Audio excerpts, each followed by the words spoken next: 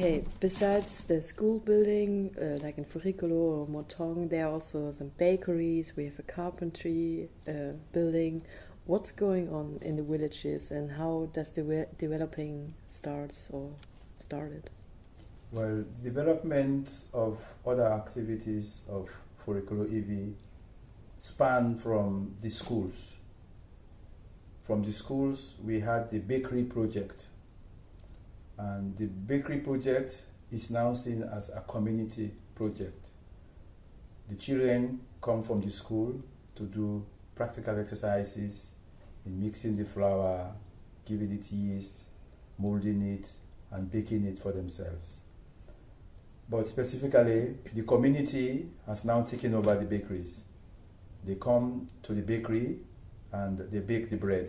But because of the quantity of people wanting to bake bread, because they've all learned the skills now, they work on a rotational basis. Monday morning, it's one family. In the afternoon, another family. In the evening, another family. Tuesday, so it's like on a rotational basis. So family A comes on Monday morning, bakes their bread and sell. Family B comes in the afternoon, bakes their bread and sell. And family C comes in the evening, bakes their bread and sell. So everybody has an opportunity to bake and sell to add on their income level. So that is one key area that the bakery is helping the communities. It started in Forikolo with a school building, then the bakery project there, then the carpentry project. The carpentry project is unique. Unique in the sense it produces all the furniture we need for the schools, and it also serves as a green woodwork for the pupils from the school. They come there during the woodwork lessons to have hands on the tools, have on splaning and sawing and nailing and sandpapering and look at how to do measurements and other things. So basically, they are now beginning to repair their own furniture when they are broken down in the schools. Okay? So also they come after school, those that have grown interest for the carpentry after school. When there's not much to do at home, they come to the carpentry shop to learn the skill. So in the very near future, we'll begin to produce more carpenters in the various villages that will be repairing their benches for the schools and producing more benches for the schools. So that is the carpentry aspect. Then Forikolo School also has the poultry aspect. They have the tree planting aspect. They also have the vegetable garden aspect. They also have the school farm. And they have a recreation ground, and they have a big football field. So that in itself is encouraging. And every year we do inter-house sports competition. They distribute the children per houses, and these houses are named after volunteers in Germany. The 4 houses, and they all do the athletics and sports meet, and the winner then carries the flag for the day. And we mount the Sierra Leone flag and the German flag always in our schools. So that is specific for Forikolo School. From Forikolo School, we move on to Motong School, which also is unique in itself. They also have a gardening project and a tree planting project as well. So also, it's one of the communities that has 100% participation. When we were building the school there, everybody in the village came to participate every day till we finished the school. So they stand unique. If we are to assess them, they are unique in participation. Then we left Motong, then we moved on to Uruka. Uruka is a special place. It's the headquarters for that section. That's where the chief resides, the section chief resides, the sub-chief. Uruka is a unique settlement with nice beach, with a small, nice African hotel, about 2 kilometers off. It's on the coast. It's really beautiful. It's where our volunteers, our sponsors put up when they are in Sierra Leone. And the Uruka was run as a primary school, but because we had the incidence of teenage pregnancy, almost all the children that were going to secondary school in Freetown and in Lunge that were born in that area did not finish school. They became pregnant. So we saw the need to build a secondary school in another village called Musaya.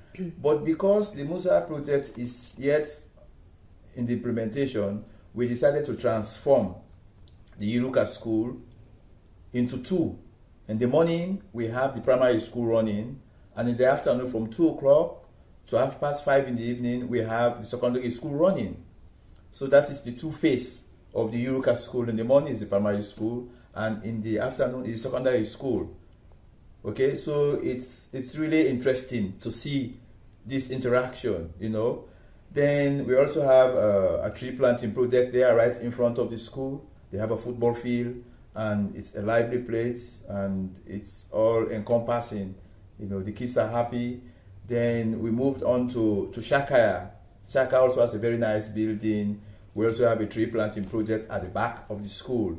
And they are a lucky community, and they are much more artistic.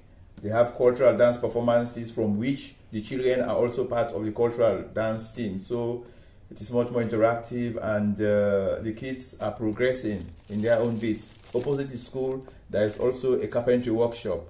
It's one of our builders that has just opened it. So we are supporting him also to encourage the young boys to come and join in learning some skills in carpentry. And they are also managing to repair the furniture from the school. From there, then we moved on to Komrabai. Komrabai, the school was almost caving in, so we went in and built a very nice building for them. They've moved in now, and we are also repairing the other building.